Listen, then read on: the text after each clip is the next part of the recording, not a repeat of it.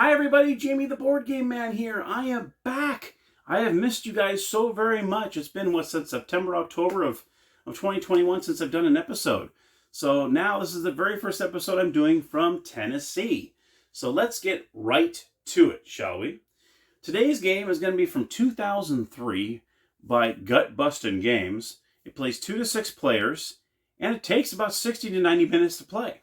It is called Redneck Life. Now, in this game, believe it or not, it's just you don't take it seriously, obviously. This is a funny game. All it really is a roll and move game.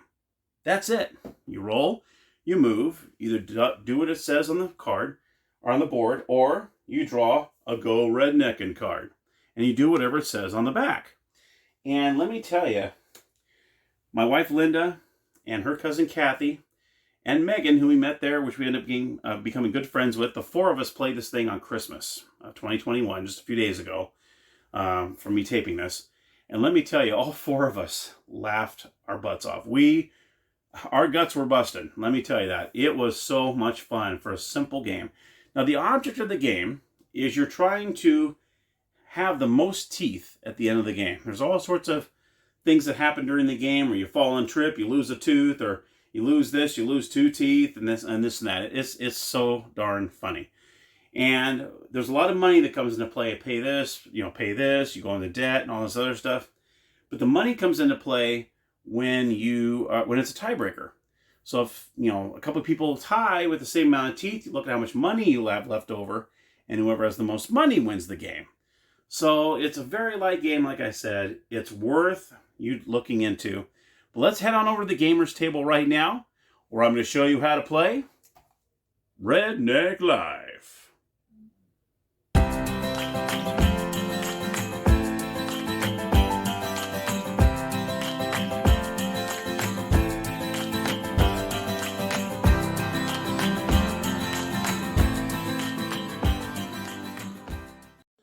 All right, everybody, here we are at the gaming table. Here is Redneck Life. As you can see, it looks pretty busy. A lot of stuff going on here, but I'll go over and show you how this game is played. First of all, we're going to go over the components of the game. Obviously, you have the board.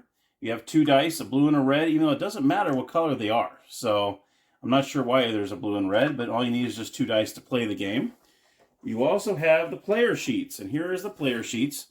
This is when you keep track of how many teeth you have. Like I said in the intro, whoever has the most teeth at the end of the game wins. Now, there's sections over here. You're going to choose your new redneck name. Now, how you do your name, as you can see right here on the board, if you're a man, what you do is you're going to roll. Oh, here, actually, red and blue dice. I guess that comes into play when it comes to having your name in the game. So say I'm the guy, so I'm going to roll. And I have a blue 1 and a red 3. So you do is your red 3, Earl, and then blue 1, Bob. I got this all wrong. So Earl Bob would be my redneck name, and I would put it right here on this line here. And then you go through the education level, which I'll go over in a minute, your spouse's name, your first spouse's name. Then eventually in the game you get divorced, and then you have a second spouse, and this is where all your kids go, a.k.a. youngins. They call them youngins in this game. And then, of course, you have the final score down here, which I'll go over in a minute. So here is your score sheets right here, the Redneck Life score sheets. You also have these charts. And what you do when you reach certain levels in the game, you'll have chart 1, which is right here. Then you go to chart 2. Each one of these stop signs, you add more to the game. Now, you see here, chart 1 is education, career, and vehicle. And then when you move on to step 2, you get hitched and housed. And then in chart 3, you'll get divorced. And then in chart 4, you get remarried. And then chart 5 is a day of reckoning, which is the final square. And each one of these cards tells you exactly what to do, which is actually kind of cool. So you can see, you roll the dice, you see what number you roll, you see what job you have, and your payday every single time you pass through a payday little money bag here. So you have these charts here, and you also have a moonshine chart and a tobacco chart, which are special areas on the board that you land on, and you roll and either collect money or you owe money. All right. You also have the Go Redneck cards. These play a very, very big role in the game because there are, as you can see, a lot of Go Redneck, I can't say it right, Go Redneck card are spaces on the board. And all you do is when you land on one of these, you're going to draw one of these. And let me show you a couple of these. New business venture, steal and sell wheelchairs. Collect $300. Then you have this one here. Brief date with grade school sweetheart. Add a set of twins. Name them Pearl and Squirrel. All right, let's go one more here. Find a vehicle while mowing. Part it out. Collect $60. So these are the kind of the cards that are in there. And you'll either gain money, pay money, and I'll go over what the money does and all that stuff a little later. You also have the home title deeds. And these are ones where you actually will get to choose which home you want to get and how much you want to pay for it. So in this case, the Vista Dome, this is what I was telling you. I was played on Christmas morning or Christmas afternoon with myself, my wife Linda, her cousin Kathy, and Megan. All four of us got to choose which title deed we wanted, and then what you do is you paid for the house. And this was cousin Kathy's. She really liked that one because it came with a goat. So she said this was her 2-story house with a little dome up here, so that we had a little laugh over that. But a couple other title deeds in here. There's Old Glory, which this is actually, one of us actually end up having this, and we actually kind of like it. It's actually kind of cool looking. And then you have a couple other ones here, like the Palace. This is the one I had. This is my Palace. So there's just a few of the title deeds that you have, and then you pay the price that's right here on the card. You also have the money, and here is the money that comes with the game. You have 5s, 10s, 20s, 50s, and 100s. Each one of them have their own names. Like this is Billy Bob Bucks. And then the 10 has Mad Money, which is pretty funny. Then you got Mullet Moolah for the $20. Then you have White Trash Cash on the $50. And then the $100 is $100 with the hound on it. There's your money. When you go into debt, say you're not, you have to pay a certain amount and you do not have the money to pay, well, you have these wonderful Uncle Clem's Check and Scram cards. These are $100 of debt every single time. When you go into debt, you get one of these, and you can actually give change back. Say, you didn't have $20, you get this 100, and then you get $80 cash. But this is what the Check and Scrams are, and it's funny, where you look at the dollar, this is all they give you, pretty much each of each dollar amount.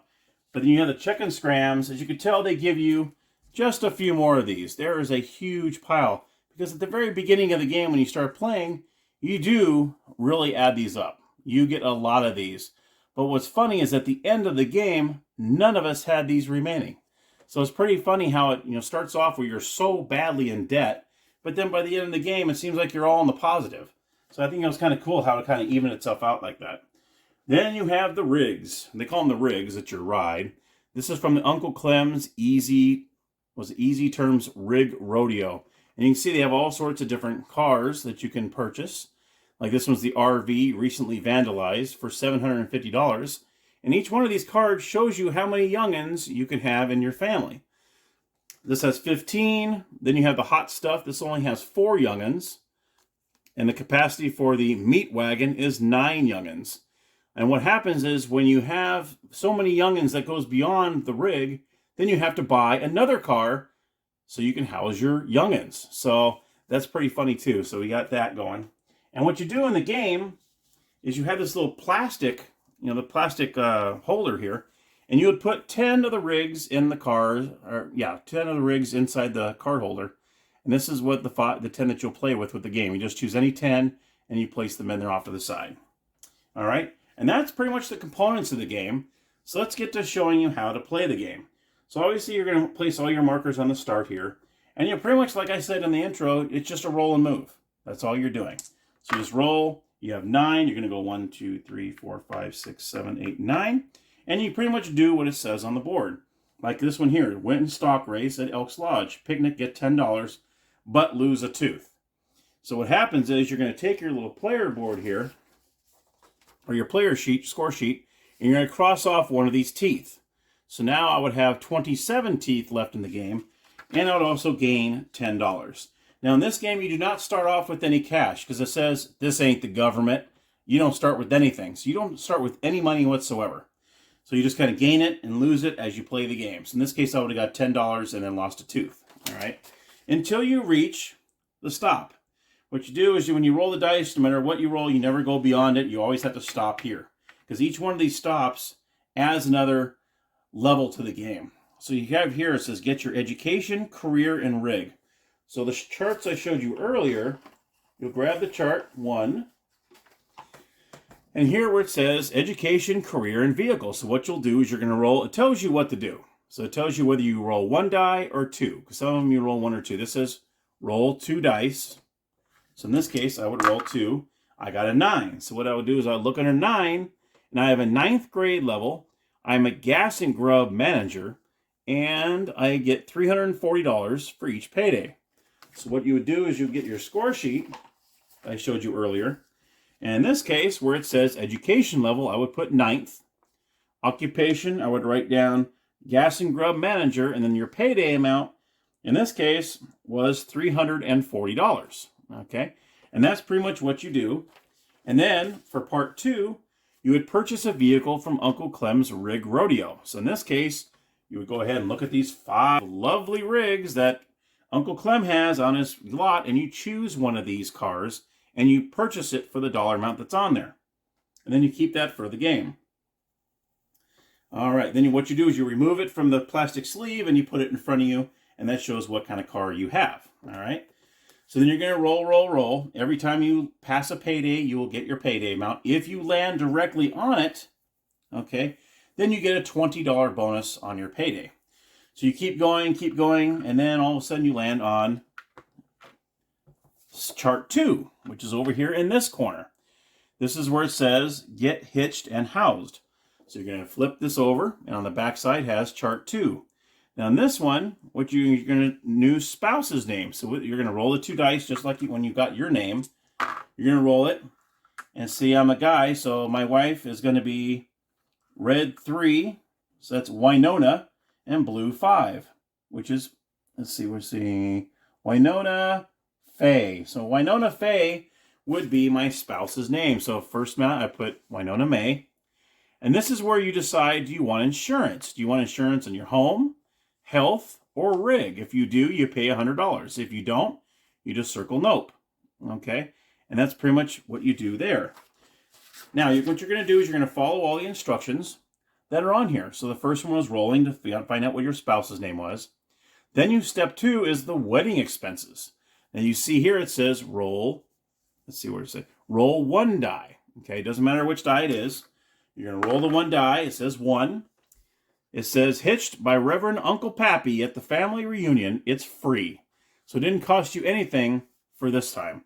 Now say you roll something else. Say you rolled a 3. Get married at the hitching post. Then a trip for all to the DQ.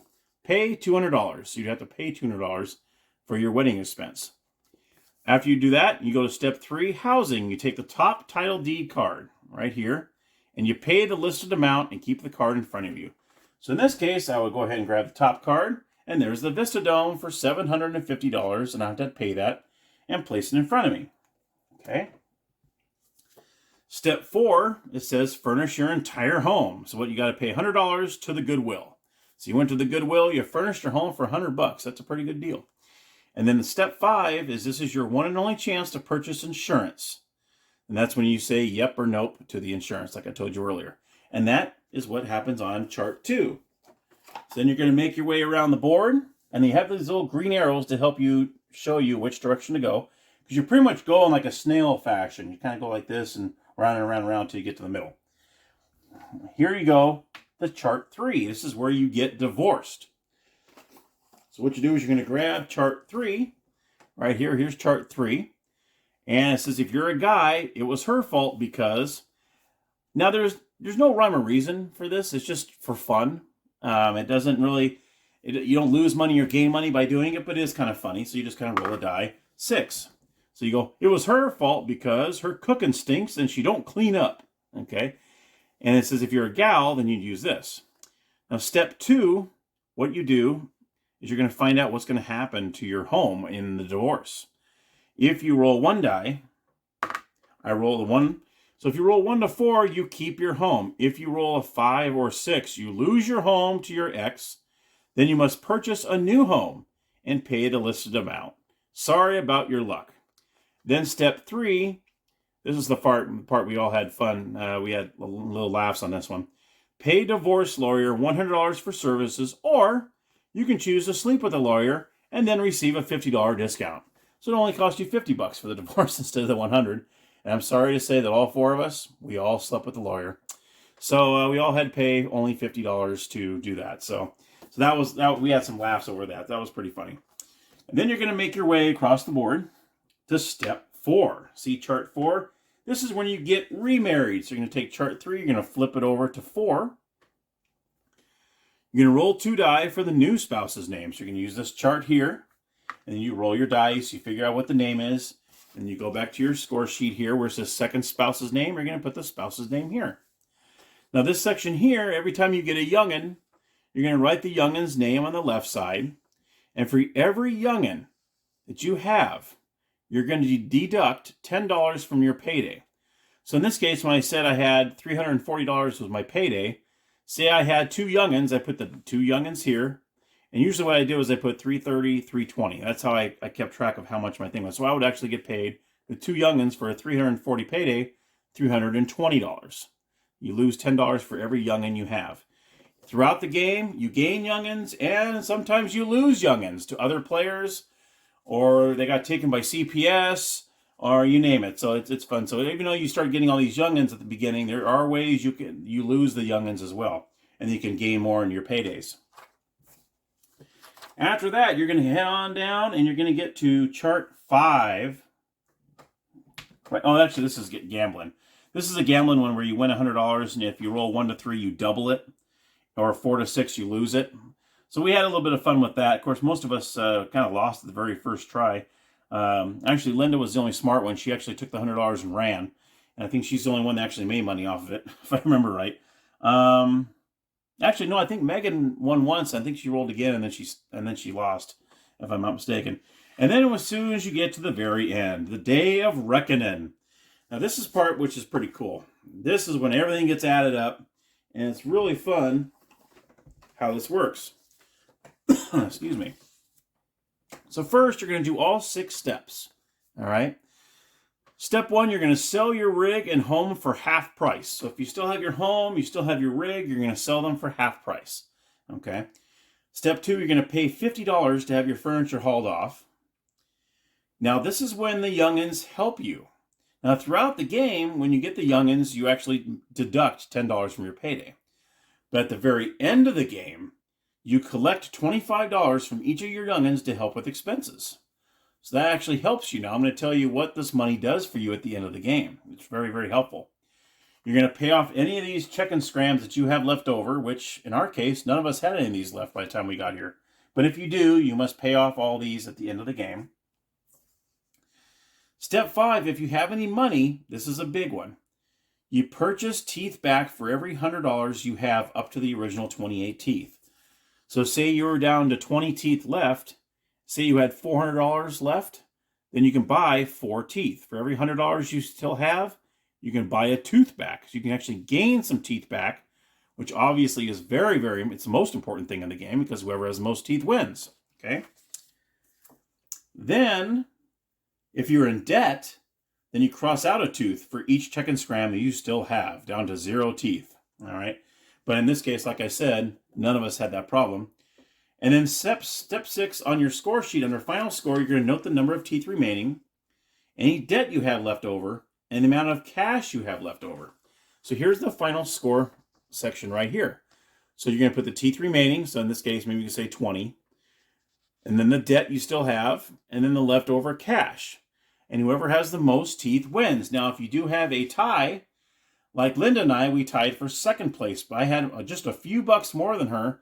So I ended up getting second place, and she ended up getting third, just because we both had the same amount of teeth. But since the tiebreaker was the cash. So it's funny because sometimes, well, I'll go over that at the very end about my thoughts about the game. So I'll discuss that after I get in there. But anyway, that is the game. And let me tell you, we had a lot of laughs with this game.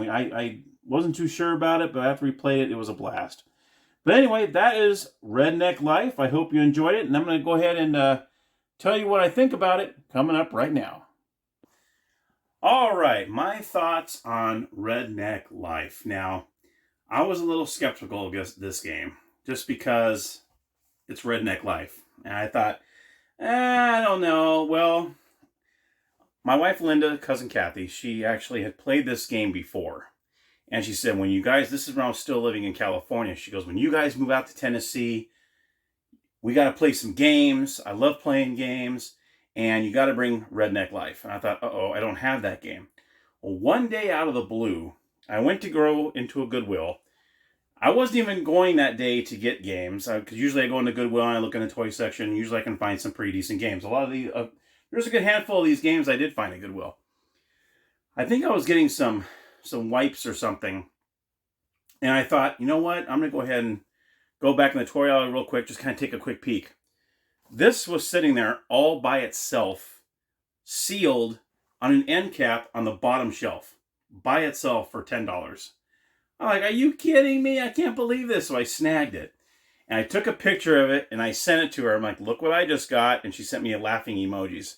So now we're out here in Tennessee. And I said, okay, I have it. And she goes, you better bring it on Christmas. And I said, okay. So that's when all four of us played it. And I thought, okay, all right, here we go. We had a blast with this game. This game was so funny. And like I said, it's very easy. Roll a move. Either you grab a go redneck and card, or you do what it says. And I think not knowing what was happening later on, where during the game, as you know, the youngins, the children, actually kind of hurt you a little bit because you get deducted $10 for each youngin you have in the game. But then at the very end, when we started going through the final list, we're like, holy cow, you get $25 per child? That helps you buy back your teeth. And so it actually helps you at the end of the game, which we didn't know. I mean, Kathy had played a while back. I don't know if she remembered that or not.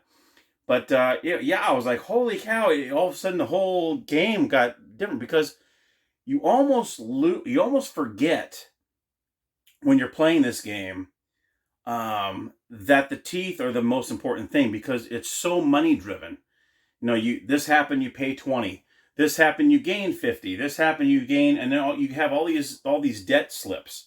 I think all of us had a good handful of those debt slips at one time or another, especially here at Cousin Kathy. She had tons like this at the beginning of the game, but as the game progressed, all of a sudden you started losing the debt and you started gaining in the plus. Now, you don't get too much in the plus. I don't think any of us had maybe more than $100 at the end, or very close to it. And by the end of the game, it was actually pretty close. We all had, but I have to say, for the record, Cousin Kathy was the winner. She was the ultimate Redneck Life winner. She had 26 out of the 28 teeth. So she was down a little ways, but she had some cash. And yeah, so she ended up getting 26. I believe, I'm trying to think how many Linda and I had. I think we had 23 each. And like I said, I think I had a few more dollars than her. And so I ended up getting second. Linda got third, and then Megan got fourth. And it was great. We had so much fun. And it did take, I didn't time it. It did take probably about an hour and a half to play. So I thought 60, 90, I'm like, yeah, right. No, because we had 4 players too. So maybe if you have 2 or 3, it might not quite take as long. But we took our time with it. We enjoyed it. And I was very surprised. It was actually a pretty funny game. Now, they do have 2 sequels, or actually expansions for the game. I think it's Bustin' a Gut and Living the Dream are the 2. But I looked and saw what were in them, and all it really is more rigs and more rednecking cards. I don't know if you need any more. I mean, the stack is like this of those things. So there is more of those in those games, in those expansions. And that's pretty much it in a nutshell. So I think it's pretty good to have it by itself. I don't really know if you need the expansions unless, if you play it a lot, you might get to know the cards, and maybe adding more cards and rigs and stuff might be better. Just depends on how many times you play it. I always said I'm not going to play this very often. Maybe when we go to Cousin Kathy's, I'll have to bring it, and maybe we'll play it again for a rematch. Maybe we can try to take the title away from her. But anyway, if you love those just real lighthearted, just roll and move, bust up laughing, and and just having a really mellow, just a really funny time, it's a great game to get. So, But if you're like a one person that really likes strategy and no, you definitely don't want to get it if you're a hardcore gamer or just really love this, And but I kept my mind open about it, and I brought it over there, and you know what? We had a blast with it. So I hope you enjoyed the episode of Redneck Life.